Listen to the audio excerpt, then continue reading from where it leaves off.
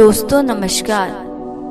रामायण के 9 ज्ञान जो हमेशा आपको रखेंगे दूसरों से आगे। रामचरितमानस में भगवान श्री राम के चरित्र का चित्रण जितने प्रभावशाली तरीके से किया गया है, उतने ही प्रभावशाली तरीके से भगवान राम के माध्यम से जीवन को जीने का तरीका भी बताया गया है। रामचरितमानस में मनुष्य को बताया गया है कि जीवन को सफल और सुखी बनाना है तो राम को भजने के साथ ही सांसारिक व्यवहार का भी रखे ध्यान।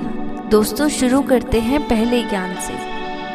नाथ देव कर कवन भरोसा, सोशी सिंधु करिए मन रोसा, का दर मन कहु एक अदारा, देव देव आलसी पुकारा। रामचरितमानस में यह चौपाई उस समय को बताती है जब भगवान राम सागर पार करने के लिए सागर से रास्ता मांगने के लिए ध्यान करने जा रहे थे। लक्ष्मण जी ने तब भगवान राम जी को उनकी शक्ति और क्षमता को याद दिलाते हुए कहा था कि आप स्वयं इतने शक्तिशाली हैं कि एक बाण में समुद्र को सुखा सकते हैं, फिर सागर से अनुवय विनय क्यों? भगवान राम यह सब जानते थे, लेकिन फिर भी इन्होंने शक्ति से पहले शांति से परिस्थितियों को हल करने का प्रयास किया और बताया कि शक्तिशाली को संयम होना भी जरूरी है। आप अपने भरोसे पर काम कीजिए, ईश्वर स्वयं आपकी सहायता करेंगे। चलिए शुरू करते हैं अपना दूसरा ज्ञान। बोले बिहसी महेश तब गयनि मोड़ न कोई, जैसे जस रघुपति करही जब सो तस्ते ही छन होई।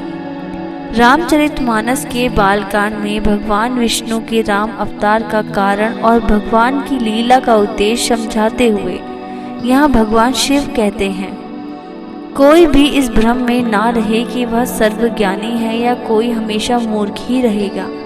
भगवान की जब जैसी इच्छा होती है तब वह प्रत्येक प्राणी को वैसा बना देते हैं। इसलिए कभी किसी चीज का अहंकार नहीं करना चाहिए। जो अहंकार करते हैं वह समाज में कभी आगे नहीं बढ़ पाते। तीसरा ज्ञान। काम क्रोध मद लोभ सब, नाथ नरक के पंथ, सब परिहरि रघुबीर रही, बझु बझी जेहि संत। विभीषण जी रावण को पाप के रास्ते पर आगे बढ़ाने से रोकने के लिए समझाते हैं कि काम क्रोध अहंकार लोभ आदि नरक के रास्ते पर ले जाने वाले हैं। काम के वश होकर आपने जो देवी सीता का हरण किया है और आपको जो बल का अहंकार हो रहा है वह आपके विनाश का रास्ता है। जिस प्रकार साधु लोग सब कुछ त्याग कर भगवान का नाम जपते हैं, आप भी राम के हो जाएं। मनुष्य को भी इस लोक में और परलोक में सुख शांति और उन्नति के लिए इन पाप की ओर ले जाने वाले तत्वों से बचना चाहिए। चौथा ज्ञान। जेना मित्र दुख होई दुखारी, तीनहि बिलोकत पातक भारी, निज दुखी गिरी समरज करी जाना, मित्रक दुख रज मेरु समाना। रामचरितमानस में भगवान राम और सुग्रीव की मित्रता के संदर्भ में यह चौपाई मनुष्य को ज्ञान देती है कि मित्रता निभाने वाले की भगवान भी सहायता करते हैं। जो लोग मित्र या फिर दूसरों के दुख को देखकर दुखी नहीं होते, उन लोगों की मदद नहीं करते। ऐसे लोगों को देखने से भी पाप लग जाता है। जो लोग अपने दुख को भूलकर दूसरों की सहायता करते हैं, ईश्वर स्वयं उसकी मदद करते हैं। पांचवा ज्ञान। आगे कह मृदु बचन बनाई, पाछे अनहित मन कुटिलाई, जाकर चित अहि गति संभाई, अस्कुमित परिहरि ही भलाई। किष्किंधा कांड में श्री राम ने मित्रों के लक्षण बता चुके हैं। उन्होंने कहा है कि अच्छे मित्र जीवन में बड़ी उपलब्धि है। चौपाई में लिखा है कि जो सामने तो कोमल वचन कहता है और पीठ पीछे बुराई करता है, ऐसे लोगों से हमेशा दूरी बनाकर रखनी चाहिए, क्योंकि ये स्वार्थी होते हैं। भगवान राम अपने भाई लक्ष्मण से कहते हैं कि हे भाई, जिसका मन सांप की चाल के समान टेढ़ा है, ऐसे कुमित्र को तो त्यागने में ही आपकी भलाई है। सच्चा मित्र हमेशा स्पष्ट बात करता है। सच्चा मित्र आपको सही राय देता है। मित्रता में एक दूसरे के प्रति खुले हृदय होना चाहिए। चलिए बढ़ते हैं छठे ज्ञान की तरफ। मोह सकल व्यधिनी कर मूला, तीने ते पुनि उपजहि बहुसूला, काम बात कफ लोभ अपारा, क्रोध पित्त निज छाती जारा। सब रोगों की जड़ मोह है।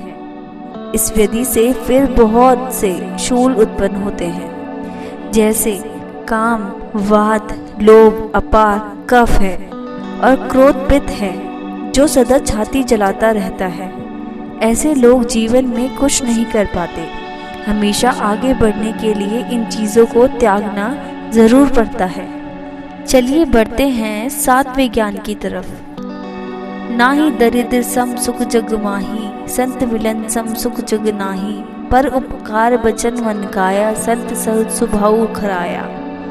जगत में दरिद्रता यानी गरीबी के समान कोई दुख नहीं है तथा संतों के मिलने के समान जगत में कोई सुख नहीं है, क्योंकि मन, वचन और शरीर से परोपकार करना ही संतों का सहज स्वभाव है। महान संत आपको अच्छे विचार देते हैं, जिससे आप समाज की भलाई के लिए काम करते हैं। चलिए बढ़ते हैं आठवें ज्ञान की तरफ। सुनहु भरत भावी प्रबल, बिलखी कहे कहु मुनिनाथ, हानि लाभ जीवन मरण, यश अपयश विधिहात।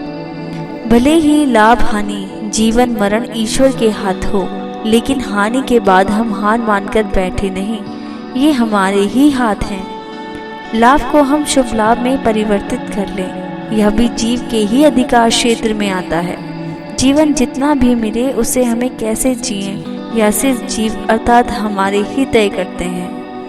मरण अगर प्रभु के हाथ है तो उस परमात्मा का स्मरण हमारे हाथ है।